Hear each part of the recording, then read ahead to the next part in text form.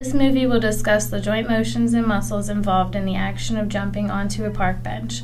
The bench jump will be explained over 4 separate phases while focusing on 3 major joints of the lower extremity. Starting position explanation. The starting position for this motion involves the individual standing in fundamental position while facing the bench. The characteristics of fundamental position are as follows. The individual is standing while maintaining proper spinal posture. The shoulders are relaxed. The arms are also relaxed.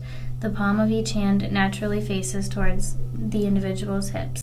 The knees are bent with the feet shoulder width apart. From this given position, the subject will move into phase 1. The motion as a whole consists of knee-centric contraction into a lowered position, a quick and forceful concentric contraction to accelerate the individual's entire body up and onto the bench, and eccentric contraction while landing to slow the individual and absorb the residual force, and finally a slight concentric contraction in order to return the individual to fundamental position while standing on the bench. Phase 1, the lowering phase.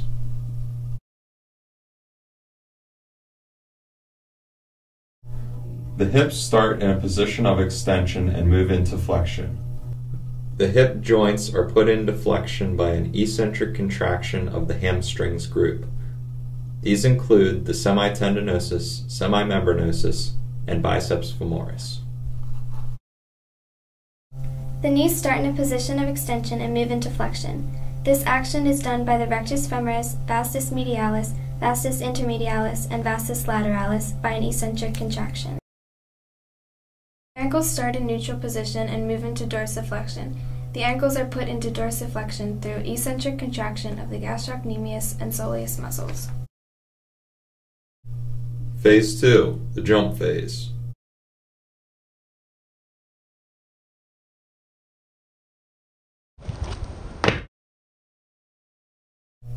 The hips return to extension from a flexed position. This motion is done by a concentric contraction of the hamstring muscles.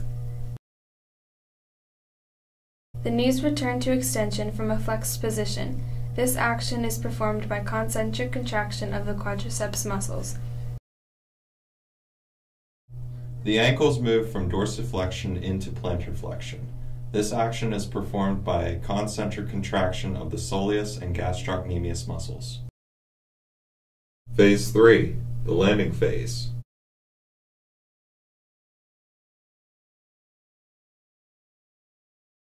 The hips move into a position of flexion from extension.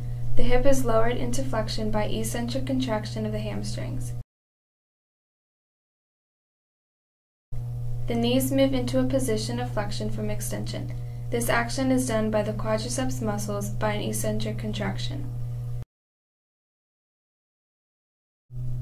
The ankle moves from plantar flexion and returns to dorsiflexion. This action is done by the eccentric contraction of the soleus and gastrocnemius muscles. Phase 4, returning to stance. The hips return to extension from flexion. This is done by the concentric contraction of the hamstrings. The knees are returned to extension from flexion. This is done by a concentric contraction of the quadriceps muscles. And finally, the ankle returns to neutral from dorsiflexion. This action is performed by a concentric contraction of the soleus and gastrocnemius muscles. Importance of movement. The bench jump, or any jump for that matter, can appear simplistic to the untrained eye. However, when broken down and placed into phases, it becomes evident that many parts of the human body must be functioning in synchronization to perform this motion. For the bench jump to be performed successfully, it is crucial for total concentric and eccentric control of the lower extremity muscles to be present throughout the entire motion. Although a bench jump is not usually an appropriate means in evaluating patients, comprehension of these motions can allow a physician to identify particular malfunctions in the lower extremity. As a whole, the bench jump is a dynamic physical activity that requires a great deal of strength and control.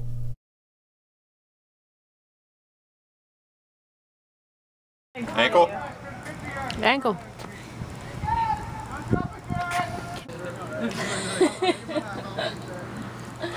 Okay, go through this again. Okay. 12 hours later. Yeah. It's still recording. 30 minutes later. Yeah! Okay, now both feet. I can't do both feet.